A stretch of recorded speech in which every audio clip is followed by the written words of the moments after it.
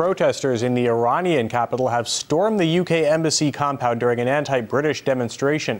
Militant students clashed with police and threw stones at the windows. They're also said to have pulled down the British flag, burned it, and replaced it with the Iranian one.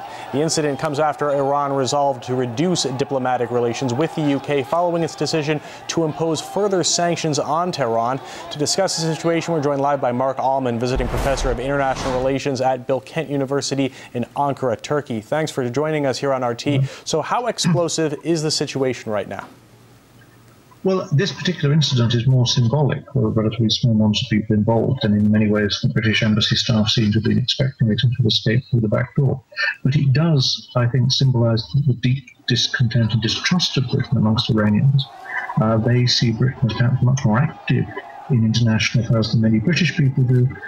They remember the history of British involvement in occupying Iran in the past, in taking over its oil industry and so on, which is largely forgotten in Britain itself. It is current history, if you like, for Iranians. And with the current tension over the nuclear project, with the sanctions we refer to, many Iranians, I think, and certainly the government wants them in Iran, to see Britain as being, if you like, the attack dog of the United States, what used to be called the little Satan to the big Satan of the United States.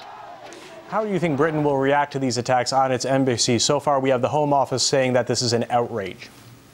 Yeah, there's a limited reaction the British can have. After all, Britain has introduced fairly rigorous and extensive sanctions. There's very little business, little contact really done between Britain and Iran. So the British government is really reduced to words. The question is, how far will this be used to up the tension as part of a general question with regard to whether Iran's nuclear projects are going to be attacked by the West, by the United States and its allies, either directly with military force or perhaps indirectly using some kind of cyber warfare and sabotage. Again, the Iranians believe that the Western intelligence services, along with the Israelis, have been involved in assassinations of scientists and sabotage in their country. They say they believe it.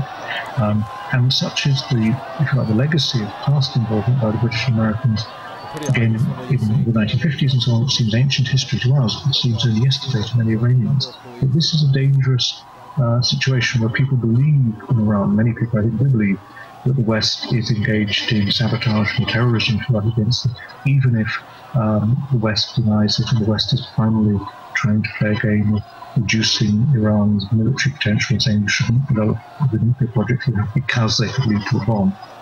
Now, Russia has recently said that events unfolding around Iran, imposing new sanctions on the country's financial and banking sectors by the UK, Canada, and the US. Russia seems to think they carry some of the echoes of regime change. Do you think that this reaction could be expected?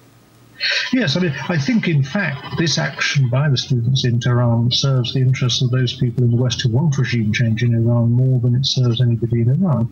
It confirms the image to the average Westerner that Iran is run by mad dog mullahs and extremists, and there's really no point in trying to negotiate with them. I think, therefore, whatever the motives of the people who attack the British embassy, from the point of view of the hardliners in London and Washington, they will say, well, this actually is good news for us.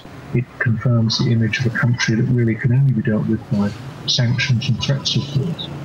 And of course that's very dangerous, because I think it's also a country that doesn't really give in to those threats. Right. Mark Alman, visiting professor of international relations from Bilkent University in Turkey. Thanks for your perspective. Thanks.